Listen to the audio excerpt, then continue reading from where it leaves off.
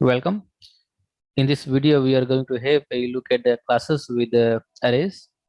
Now, so far we have seen how to use structures with the arrays as well as the primitive data types with arrays. So let's just have a quick recap of whatever we have learned so far with regards to arrays. So if you have a normal variable, let's say num, and if you want to assign a value to that num variable, you will simply say num is equal to maybe 6. So what happens, a place in the memory, so let's say this area is the memory of your computer, and when you declare a variable, a place for that variable is created in the memory, and when you say num is equal to 6, then the value 6 is assigned to that variable. Then we can take this a step further. So let's say you have an array of integers, so let's call this marks, and you have 5 spaces in the array. So you have spaces from 0 all the way up till 4, and if you want to assign the values to this array, then you will have to use the indexing method. So you will write the name of the array, and then you will write the location where you want to store the values, and then equal to some value. So if you say marks at index 0 equals 4, then the value 4 is stored, and then likewise if you want to store the values at other indexes, let's say index 3 equals 90, then at index number 3 the value 90 is assigned. Then we had a look at structures, which is kind of a complex data type. So in one of the labs we had this student struct, we had the ID, mark and grade in that structure, and then when you want to create an object of that data type, you will say the name of the structure, which is student, and then give a name to the object. So let's call this S1, and a place in the memory for that particular object is created. But this time this object has 3 properties. We have the ID, mark and the grade. Now to assign the values to this object, you will write the name of the object, which is S1 in our case, and then the dot operator followed by the attribute that you want to access. So let's say ID, and then you will assign some value. So the value S111 is assigned to the ID property of that object. So something like this. Then for the mark, you will say S1 dot mark is equal to 60. So 60 is assigned over here. Then for grade, you will say S1 dot grade is equal to maybe A. So the value A is assigned to the grade attribute, something like that. So when you have a complex object, right, you are going to use the dot operator to access the particular attribute. Now we can also create an array of this particular structure. So something like this. So you can say student, which is the name of the structure, and then a name of the array, which is students, and then size 5. So an array of size 5 is created in the memory. Alright, so there are 5 spaces and they are labeled from 0 to 4. So indexes 0 to 4, and then each of these indexes will have 3 properties: the ID, mark and the grade. Then to assign some value to the array at some index, let's say I want to store S111 over here. So how can I assign the value? So in that case, you will say students, which is the name of the array, and then at which index do you want to store, right? So I want to store at the index 0, so I'll write 0. But over here the array has 3 properties. We have the ID, mark and grade. So I will have to tell using the dot operator which attribute I want to access. So I will say ID is equal to the ID, right? And then similarly, if I want to update the mark, I will say students at index 0 dot mark is equal to some mark. So now the value 90 will be stored over here. Then let's say I want to store the mark 56 at location 2. So in that case, I will say students at index. So in this case, the index is 2. So which property do I want to access?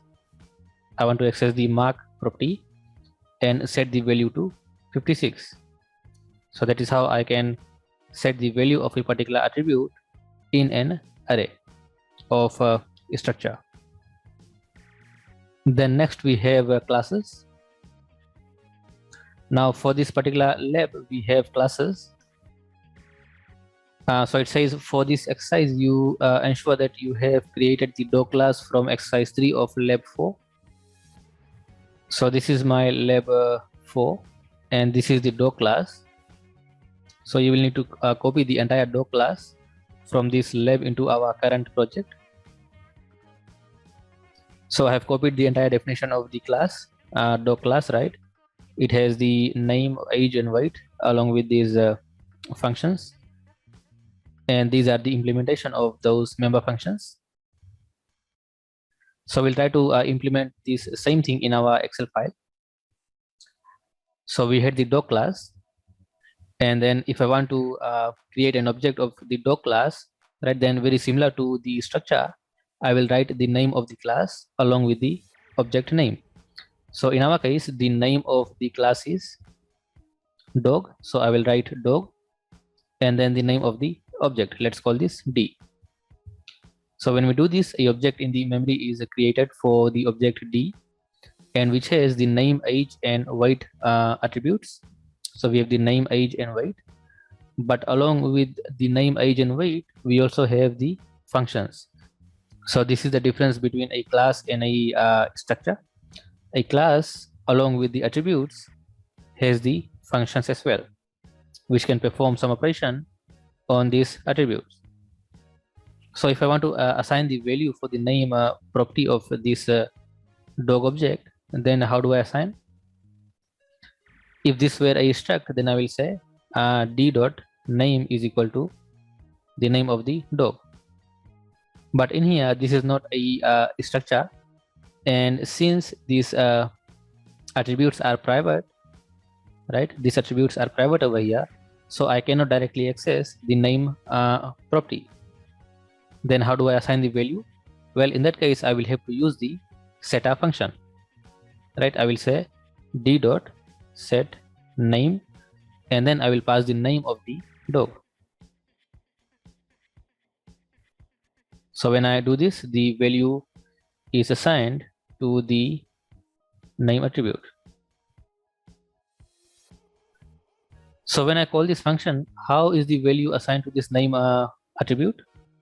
So if we look at the implementation of the class where we have the set name function, so you will see that it is saying when a parameter is passed to this function, which is the name, then you set the name to the name property of the class, which is this one.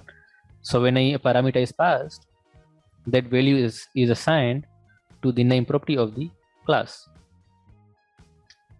Then if I want to set the age, I will say d dot set age and I'll pass the age, and the value 3 is assigned to the age property.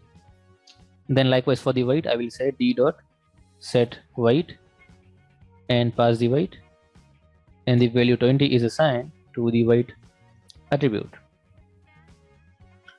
Then very similar to these normal integer variables or integer arrays and this structure array, we can create an array of a class as well. So something like this. So if I want to create an array of the dog class, so I will say dog and then some name of the array, my pet in this case, of size 5. So a place in the memory for 5 objects are created. In this case, we have an array, right? And each of the indexes, you will see that you have the name, age and weight properties along with the functions. Then very similar to the structure, if I want to assign the value, I will have to use the indexing method. So the name of our array is my pet. Now at which index do I want to assign the value? Let's say we assign at index 0.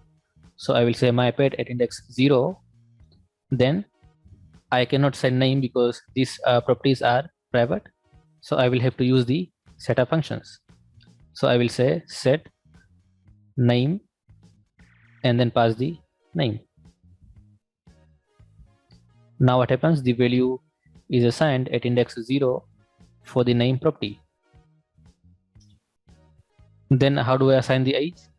I can say my pet at index 0 dot set age and then pass the age.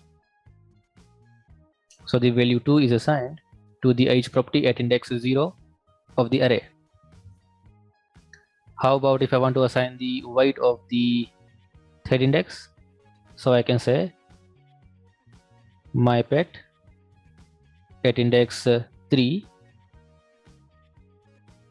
dot set weight and pass the weight. So now the value 20 is assigned at index 3 in the weight property, something like that. You can use the for loop to traverse the array just like the normal integer array and the structure array. So you can start the for loop from 0. You can say for I equals 0, I all the way up till 4, and then cout my pet at index I dot get name. So this will give the name of all the attributes in each of these indexes. Right, so we'll have a look at this example further. So we have the dog class over here in my IDE.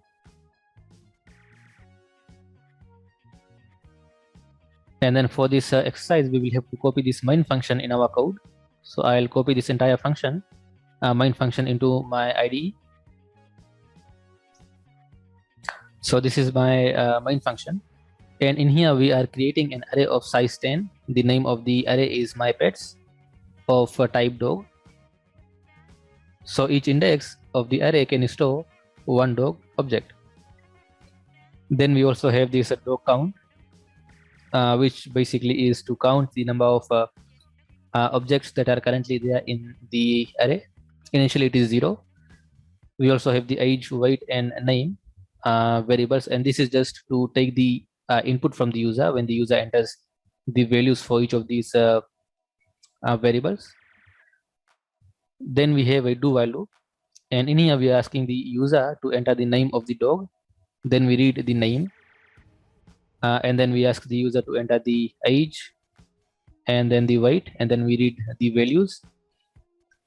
And then we are trying to store the values that the user has entered into our array. So the name of the array is my pets, right? Then at index 0, because initially dog count is 0, so at index 0 we are setting the name.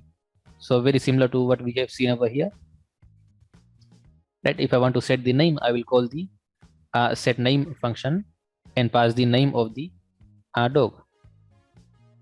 So same thing is happening over here. We access the array at index 0 because dog count is initially 0. Then at index 0 we call the set name function and pass the value name which we have read from the user. And then likewise we set the age, we set the weight, and then increment the value of dog count, because now there is one object in the array at index 0. So we increment dog count. Then we ask the user whether they want to continue. So if they enter y, then we ask for another set of inputs. So again we ask the name, age, and weight. Now dog count is 1, so at index 1 we again store the new values. Then again increment dog count, and this will continue to execute while the user enters y. And then once the user enters n, then we will exit this do while loop, and then we go on to print the values that are in the array. So we say details of my pets are, and then we traverse the array. So we go from 0 all the way up till however number of elements are there in the array, and then we say cout. The name is, to get the name you will get call the get name function. So my pets at index I, you get the name, then you get the age, and then you get the weight, you print it. Then you go to the next index, I becomes 1, then again you get the name, age and weight, and then print. And then at the end we can just print the number of dog count. So let's run this code and see what happens. It says enter dog name. So I'll enter Topsy, dog age 2, weight 20. Do you want to enter another pet details? Let's enter Y, dog name, age, weight. Let's enter N this time to exit the while loop.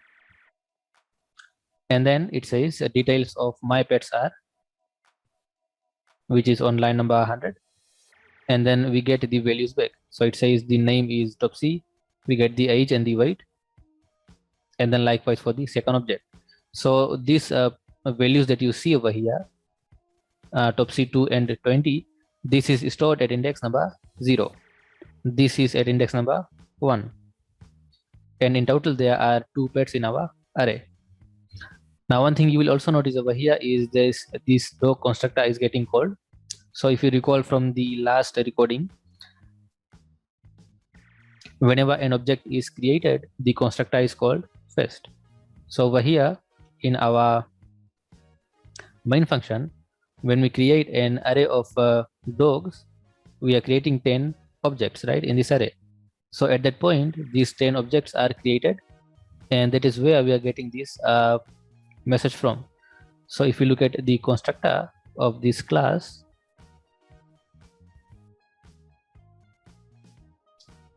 it says dog constructor called, right? So when the object is created, the constructor is called, and inside that constructor we are printing this message, dog constructor called.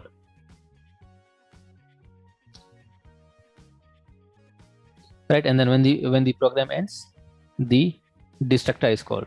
So in the destructor we have this particular message. So this is the destructor, and in here we are printing this particular message. Then there are some questions given. It says describe what this program does. Enter your description of this program as comments at the top of your program file. So we have seen what the program is doing, and we have to include that as a comment at the top of the file. So you will go right at the beginning of the file over here, and you will write as a comment what this program is doing. So whatever I have described, you will write the same thing over here, just briefly about what this program is doing. Then it says enter appropriate comments in the main function to describe the program logic. Then once again, so whatever I have described, you can write comments for this piece of code here in main function. So you don't have to write the comment for every line. You can just group pieces of code, similar code, and then write the comment for the entire section. So for this part, you can say variable declaration or array declaration and some temporary variable, something like that. And then same thing over here for this do while loop. You can describe what this part of the code is doing. Then you can describe what this part of this code is doing, and then likewise for this part. And then going down, you will do the same thing with the other part. So you can group this part of the code and say what this is doing, and then finally this last line. Then it says execute the program, describe the initial output of the program. So we have already run the code and seen what we get and what we enter to the code. And then part D says create the following function in your program. So we have this function. I'll copy this and paste in my IDE. So I have pasted this code just before the main function. So it says average pet age. The name of the function is average pet age, and it is taking the pets array, which is of type dog, as a parameter. along with the dog count. So recall that whenever you pass an array to a function, you must also pass the size of the array. And then the return type of this function is float. That means this function is returning a float variable. We have a sum variable here, which is initially 0. And then we run this for loop from 0 all the way up till dog count. And in each iteration, we try to get the age of the pet at each of the indexes. So from index 0, we get the age. Then from index 1, we get the age. From index 2, we get the age. We get all the ages from every index up till dog count and add them up. So for example, if the age of the first dog was 2, the second one was 3. So what we are doing is basically adding all of these ages up. Then once we have the age, the sum of the ages, then at the end we return sum divided by the number. So sum divided by number will give us the average. Then it says call this function after line 30 to display the average age of all pets. To do this, enter the following code. So we'll copy this line of the code and we have to paste this after line 30. So line 30 in our code is over here. It is labeled right as a comment, line 30, not the actual line number over here. Line 30 is labeled over here as a comment. So just after this line, you will paste that piece of code. And now let's try to run this code and see what happens. So again, we have to enter the values. So it says enter dog name. So let's enter some values. Yes, enter dog name again. So I'll enter no this time. So it says we have the details, number of pets, and it says the average age of pets are 2.5, right? So you will see that the first age is 2, second one is 3. So their average is 2.5. Then part E says implement a similar function called average pet weight that calculates the average weight of all the pets. Call this function from your program after implementing code in part D. So very similar to the average age function, we have to write a function to calculate the average weight. So I can just copy this code and paste once again. And I'll call this function average pet weight. And very similar to this function, the second function will calculate the weight. So to get the weight, we will have to use the getter function for the weight. So we can say pets I dot get weight, right? So this will give us the weight of each pet. So we'll add all of the weights up, and then at the end we will return sum divided by the number of dogs. So that will give us the average pet weight. Then to call that function, we can just copy this line, paste over here, and then we can say average weight of pets are, and we will call the average pet weight function. So this will give us the average weight of all the pets. Run the code and let's see if it works.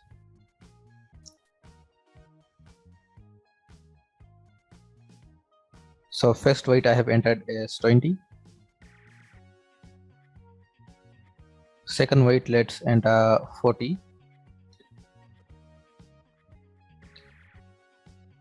Enter no.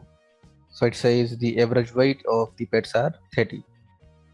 Right, the weight is now 30. So 20 plus 40 divided by 2, we get 30. Then it says simplify your main function by creating two functions described as follows and use them in your program. So a function called input pet information, and this function should accept an array of dog objects and should implement the code from lines I to 22. This function should also retain the count of dogs. So this time what we have to do is take all of these code from line number 8 till 22. So the entire do while loop, I'll cut this part of the code and I'll have to wrap it inside a function. The name of the function is input pet information, and I'll paste whatever I have copied into this function.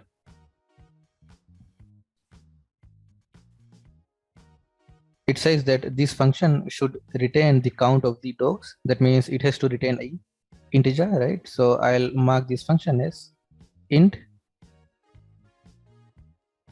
So what this function will do is ask the user to enter the values and then store the values inside our array. And you will see that in here we are using this mypets array. So that means we have to pass the array to this function. So we can say dog mypets, and it is also using this name, age and weight variable. So we have to pass those variables as parameters over here as well. So when you call this function will be called over here where we have cut the code from.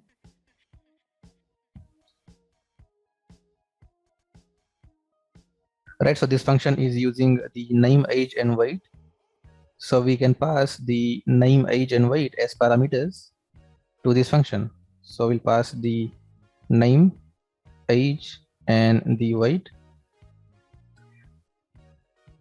And then over here on top in the function, we can declare those over here. String name, the age and weight are integers, so int age and int weight. And we are also using this dog count variable. Now since we just have to retain the dog count at the end, we can declare dog count over here and return that at the end.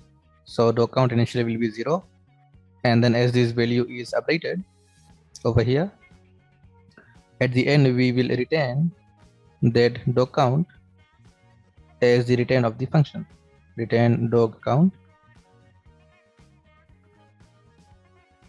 Now one thing you will notice is in here we are using this name, age and weight variable only inside this particular function, right? We are not using this age, weight and name anywhere else in the rest of the code. So instead of passing all these variables as parameters, we can just simply remove this and put all of these variables inside our input information function, because we are only using these variables inside this function. Okay, so I'll remove it from here, and now our function has less number of parameters. So you will now see that the function is main function is looking a bit smaller.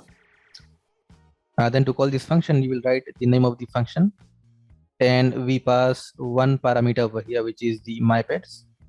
So we will just have to pass the name of the array, which is mypets. And now it should run. So let's run this and see if it compiles. Okay, so it does. So I'll close this for now. And let's see what else we have to do for this question. It says then we have to make one more function called print pet information.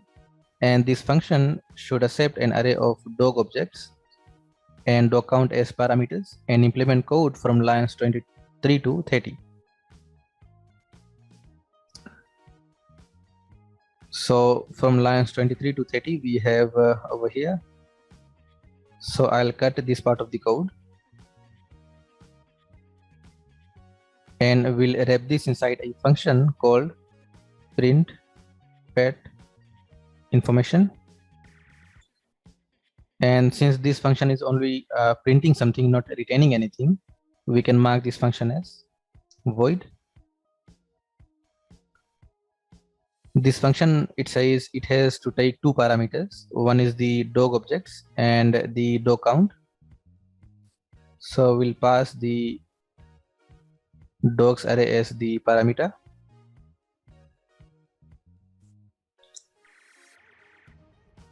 Along with the dog count. So this looks okay. Now at the end, we only have these two lines remaining, which makes no sense to leave it here, since we have this function print pet information, which is just doing the printing. So why not, let's move these lines of code inside that function as well.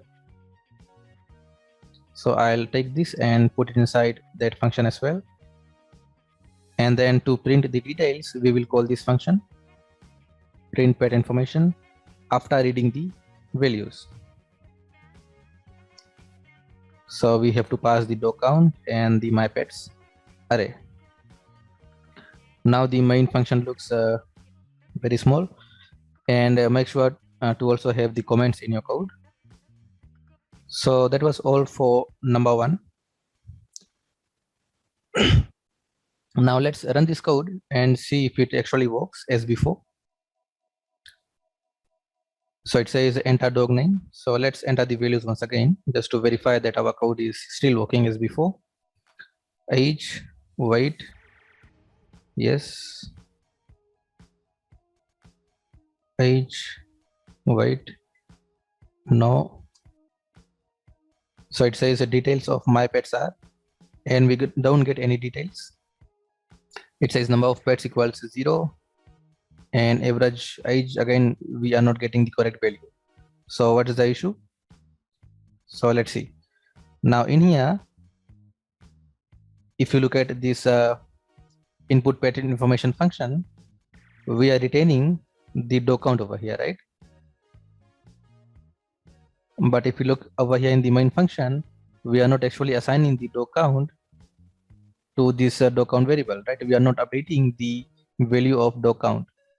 So what we'll do is we will set dog count is equal to input pet information, right? So now this function will read the values, store them in the array, and then when it retains the value of the dog count, that will be stored in this dog count variable. And then for the rest of the calculation, we are going to use that value. So now let's run this once again and see if it works. Enter dog name, age, weight, yes, another dog name, age 3, weight 25, enter no. So this time it is working. It says details of my pets are, so we are getting the details as before. We have the number of pets as 2, and we are getting the average age and the average weight. So that was all for number one.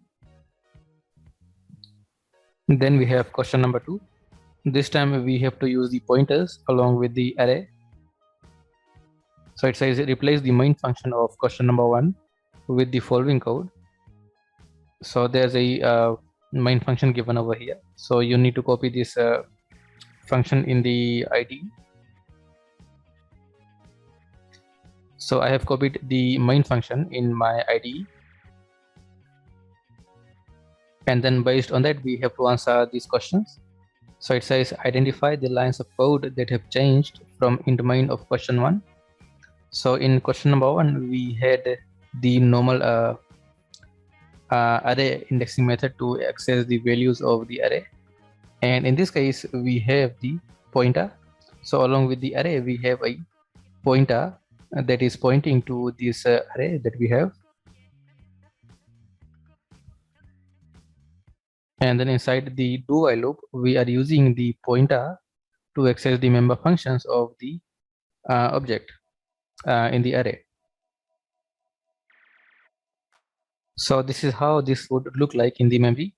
So we have the mypets array, and then we create a pointer, so ptr pets, and we make it point to the mypets array. So when we write this particular statement, dog ptr pets is equal to mypets, then this is what happens. The pointer starts pointing to the array at the very first index. If you recall, one of the previous videos where we discussed arrays with pointers. So the same concept applies over here. So we are making the dog pointer point to this dog's array. Then inside the do while loop, now in this case the pointer is pointing to the very first index, right, of the array, and then we are saying ptr pets arrow set name. So using the pointer we are trying to call the set name function from the very first index of the array. So if I say ptr pets arrow set name, then what we are doing is basically calling the set name function of the array at index 0, and then when we pass the name, that name is set for this index number 0. Then likewise we set the age and the weight. So again we call the set age function and the set weight function using this pointer to update the name, age and weight of this array at index 0. Then we are saying ptr pets plus plus. So when we say ptr pets plus plus, what happens is this pointer starts pointing to the second element of the array. Then we increment dog count. So now in the array we have one object, so dog count becomes 1. Initially it was 0, right? Then we again run the loop if the user enters y. Then we do ptr pets arrow set name. So this time we are calling the set name, age and the weight function of the second object in the array. And just as before, for index 0 we update the values for the name, age and weight at index 1. Then we increment the pointer. So we say ptr plus plus. So when we say ptr pets plus plus, we are trying to make the pointer point to the third element, which is index number 2. And then in the similar fashion, we try to access the entire array or while the user enters y, and update the values of the objects in the array using the setup functions. So let's say the user has entered 2 values. So in that case, the pointer will now point to the third element, because when the user enters the first value, the pointer will increment and point to index number 1, right? Then the user enters the details for the second index of the array. Then after that, the pointer will again increment and point to the index number 2. So now we have 2 objects in our array, right? And the pointer is pointing to index number 2, right? Ready to set the values for the index number 2. Then let's say the user enters n. So we exit the while loop or the do while loop, and then we go on to print the values for the array. Now when we try to print the values, the pointer is pointing to index number 2, which is not initialized. So in that case, we will not get the correct values. So before doing that, before printing, we need to make the pointer point to index number 0 once again, right? Because now we want to traverse the array using the pointer. So when the values were entered, the pointer was last pointing to index number 2. So to print the values from the beginning of the array, we need to make the pointer point to the start of the array once again. And that is the reason why we are doing this particular line. So we are saying ptr pets is equal to my pets. So just as we did before over here, ptr pets is equal to my pets, we are doing the same thing so that the pointer points to the array once again at the beginning of the array. So when we say ptr pets is equal to my pet, we are making the pointer point to the very first index. So basically we are trying to reset the pointer. So once the pointer is pointing to the first index, we can now traverse the array and print the values from the array. So we say ptr pets arrow get name. So using the pointer, this time we are trying to call the get name function, get age and get weight. We print the values and then we increment the pointer. So the pointer will point to the second index, right? So now the pointer points to index number 1, and then we repeat the same thing once again. So we call the getName, getAge, and getWeight function to get the values of the attributes. We print and then increment the pointer once again, so that the pointer points to the next index. Identify the lines of code that have changed from int main of question 1. So we have answered that. What has caused the access member operator dot to be changed to arrow? So again, we have answered both of them. So since we are using pointer this time, we cannot use the dot operator. We have to use the arrow operator. So when you are using the normal object to access the member functions, you will use the dot operator, and when you are using a pointer, you will use the arrow operator. Then part C says, what is the significance of the code in line number 19?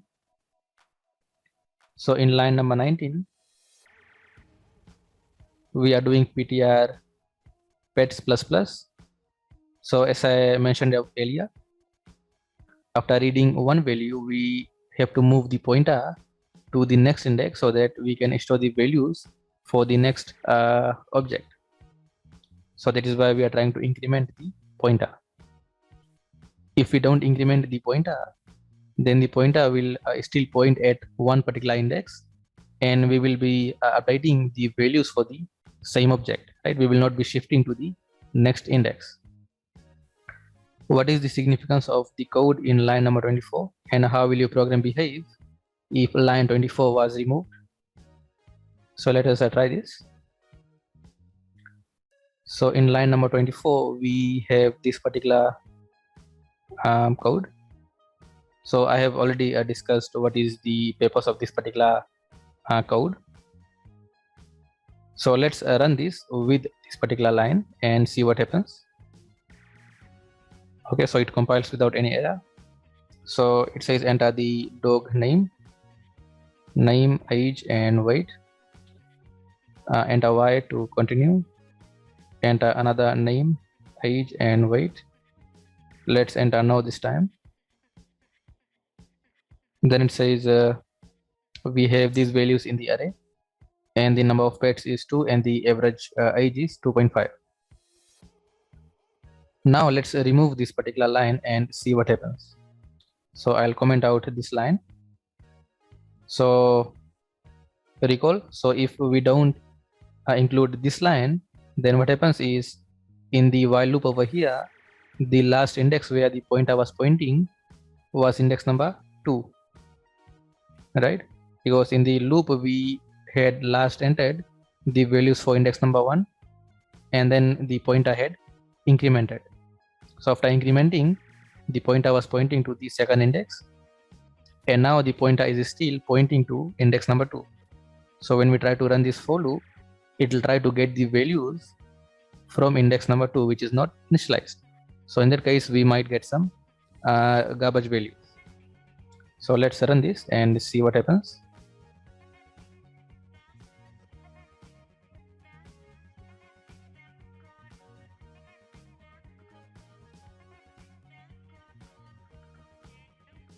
Now I'll enter no. So it says name, age, and weight. So you will see that we are getting all zeros. Why? Because the values that we have entered, 2, 20, and this other values, that was stored in the array at index number 0 and 1. So I'll enter the values over here. So for the second one, we had entered the x, age as 3, and weight as 25. And then the pointer incremented and was pointing to index number 2. The values that we have entered is stored at index number 0 and 1, right? And now the pointer is pointing to index number 2. So when the code tries to print the contents of the array, it is getting the values from index number 2, because the pointer was last pointing to index number 2. But in index number 2, we don't have any values, right? That is why we are getting all zeros. So in order for the program to behave properly, we need to include this particular line. The next one is number 3. So it says using classes with file input and objects. It says for this exercise, ensure you have created the dog class from exercise 3 of lab 4.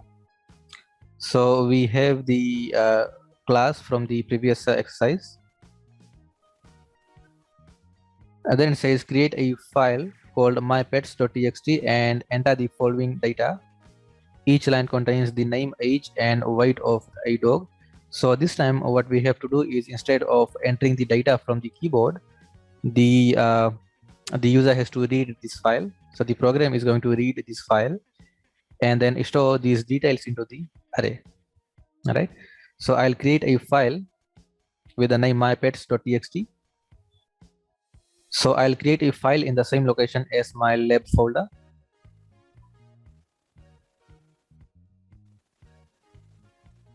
So where my main.cpp is, in the same location, I'll create a new file, new text file, and I'll call this my pets.txt.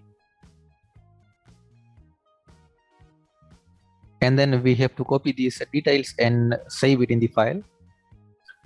Open the file, paste the contents and save it. And then it says in your main function, write the following code. So I'll copy this entire function into my code.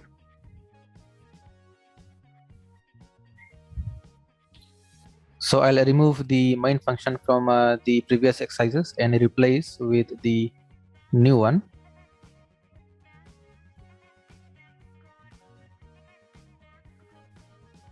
Okay, so I have copied the entire main function into my IDE, and you will notice that we are getting some error over here, right? You will see that we have a red underline over here on this in file variable. So we need to include the fstream header file so that we can read the files. So in my header, I will include the fstream, and now the error should be gone.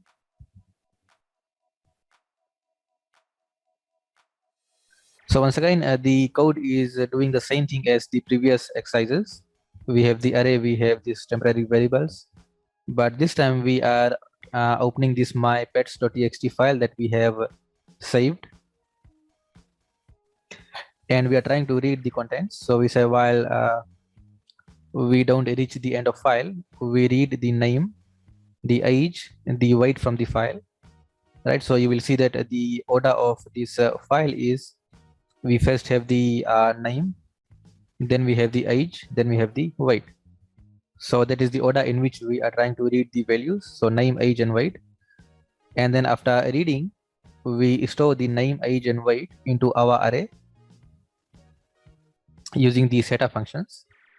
And then we increment the number of dogs in the array. And then once we have read the file, we print the details just as before. So the for loop goes from 0 all the way up till however number of dogs were there in the file. And then using the getter functions, we get the name, age, and the weight.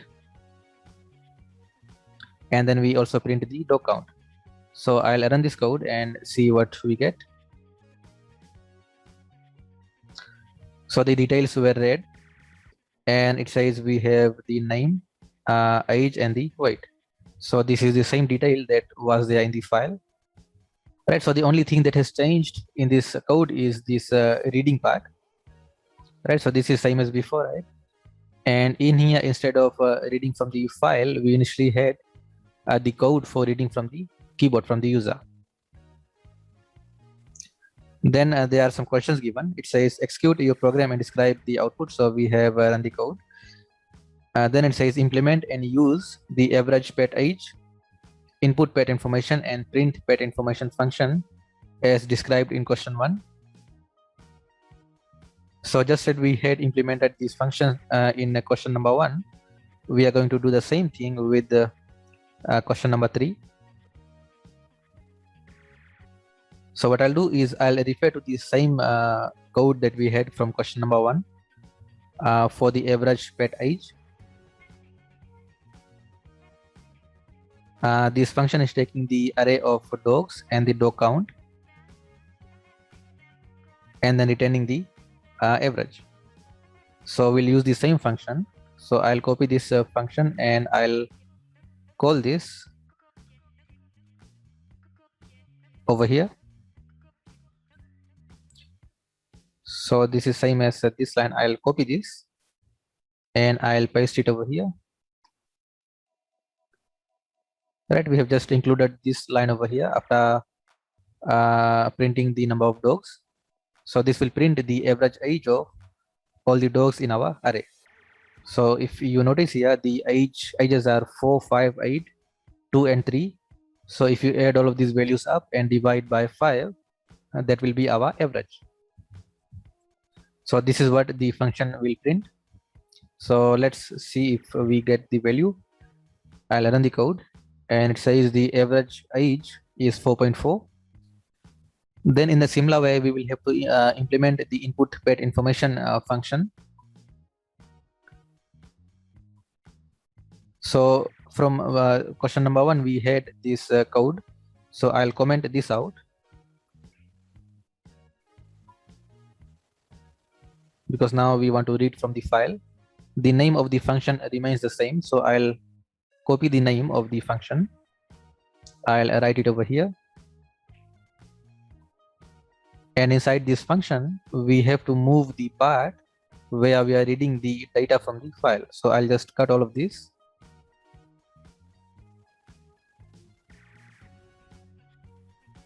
Right, and paste it inside the function. And we'll retain the dog count.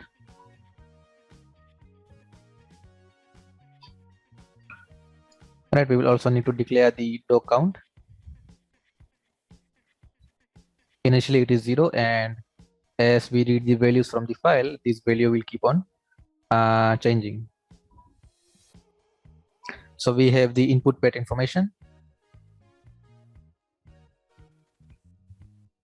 and we also need the print pet information function. So we already have the function over here, print pet information. So I'll use the same function because in this function nothing will change. Right, we are just printing the data from the pets array and the dog counter. So I'll remove this part of the code from here, right? And instead of this one, we are going to call the print pet information function. So I'll copy the function name. I'll paste it over here. And in this function, we have to pass the dog count and the dogs array. And before printing, we need to read the data. So to read the data, we are going to call the input pet information function. And this function takes the mypets array as the parameter, and it retains the number of dogs. So we call the function.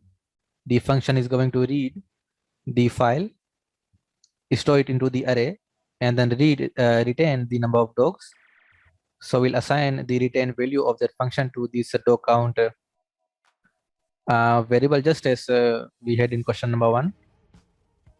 And then once we have the details, we go on and print the information. So now when I run this, we should get the values.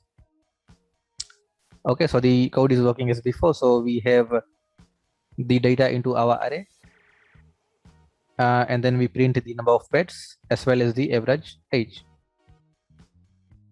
Then part C says rewrite the main function to use a pointer to the array of dog objects instead. So right now we are using the normal object for accessing the array, and now we want to use a pointer. So I'll create a pointer. The type of the pointer will be dog, right? And then let's call this ptr, and we'll make it point to the mypets array, right? So we have a pointer which is pointing to the array, and it is pointing to index number 0. And then in the function, we can pass the pointer instead of the array. So we'll pass the pointer, and we'll go and edit the input pet information function over here, right? So now this time we are passing a pointer as a parameter. This is no longer an array, so I'll remove the square brackets and put this asterisk symbol. then everything over here remains the same. The only part that will change is the way we are storing the values. So instead of using the dot operator, we are going to use the pointer. So the name of the pointer is let's call this ptr. So we can say ptr, and since this is a pointer, we will have to use the arrow operator. So notice that once you write the arrow operator, this list of functions appear over here, and then from here you can choose which one of these you want to use. So we want to set the name, call the set name function and pass the name that we have read from the file. And then in the similar way, we can set the other attributes as well. So set age and pass the age, and then ptr arrow set weight, and then pass the weight.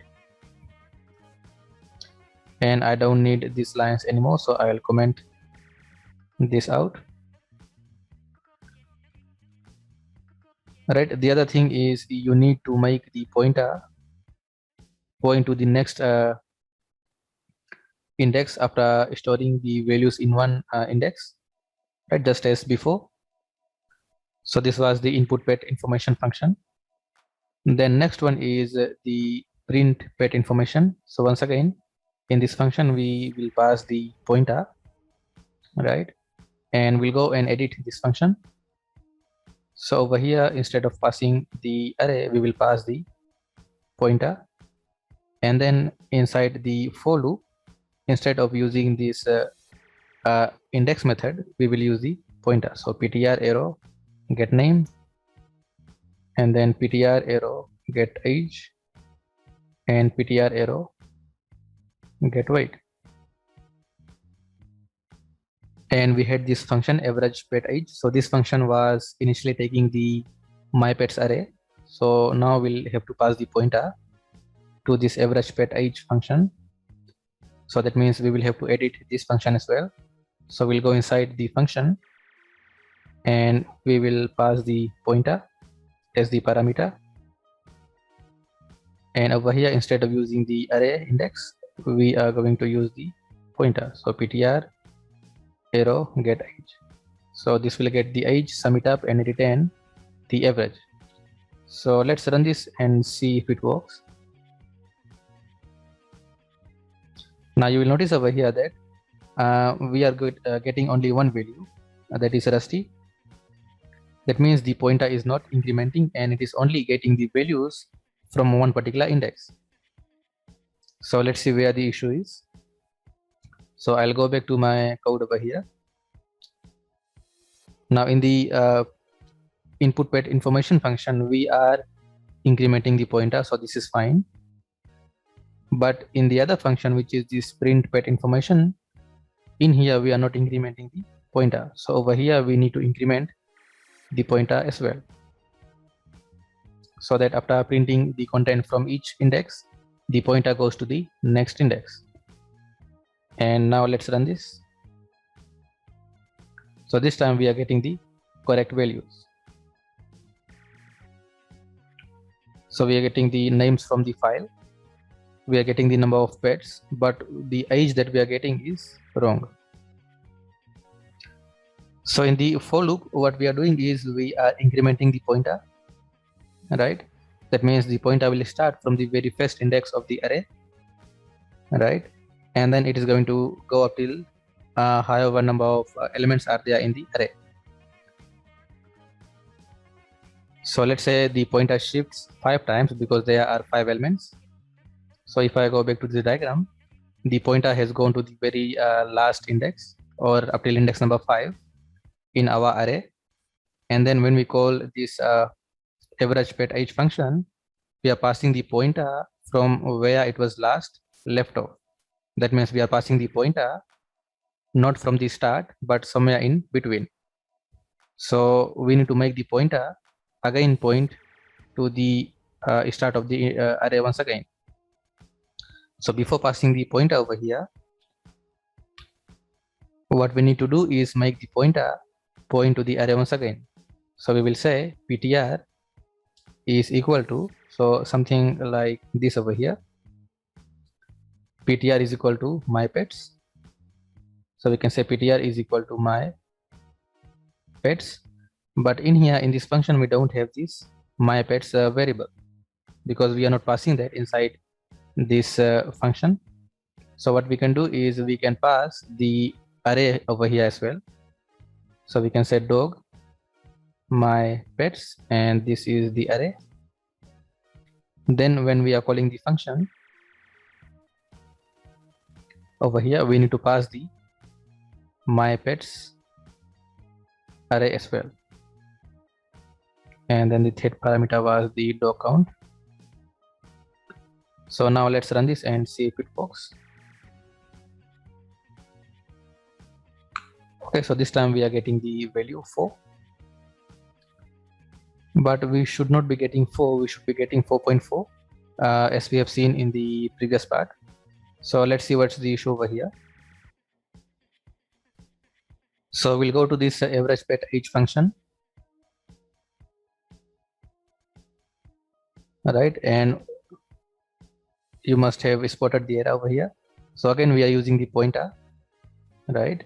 And what the pointer is doing is getting or summing up the values from only one index. So let's see what we get in the first one. So in the first one, the value of the age is 4. So every time this for loop runs, right, it gets the value 4. So it adds up 4 5 times. So 4 times 5 is 20, and then 20 divided by 5 we get 4. So that is how we get this value 4. So what we have to do is increment the pointer, ptr plus plus. Now every time the value is read, the pointer will increment and shift to the next index. So now when we run this code, we should get the correct value this time. So now we are getting 4.4. Alright, so just as a recap, so in the input pet information function, we are passing a pointer, right? And before that, we are making the pointer point to the dogs array. Then when calling the function, we pass the pointer, and inside the function, instead of using the array indexing method to store the values, we are using the pointer. So we say ptr arrow, set name, set age, and set weight, and then we pass the values that we have read from the file. Then after we have stored the values, we increment the pointer so that the pointer can point to the next index in the array, and then the entire content of the file will be read and stored in the array. Then once we have stored all the values, we call the print pet information function. We pass the pointer to this function. So in this function, we will run the for loop, and the for loop tries to go over the array and get the values for the name, age, and weight using these getter functions. So after getting and printing one set of values from one index, we increment the pointer so that the pointer points to the next index in the array. So once all the values are printed, we print the dog count, and we call the average pet age function. But before calling this function, we need to reset the pointer, because in this for loop, the pointer was pointing to index number 5 maybe, because the dog count is 5. So we need to make the pointer point to the very first index once again before passing to this function. So in this function, we go and get the age, and we get the age from each of the indexes and increment the pointer to move to the next index. So this for loop will get the values of the age from all the indexes in the array and then add them up. So that was all for this video. Thank you for watching.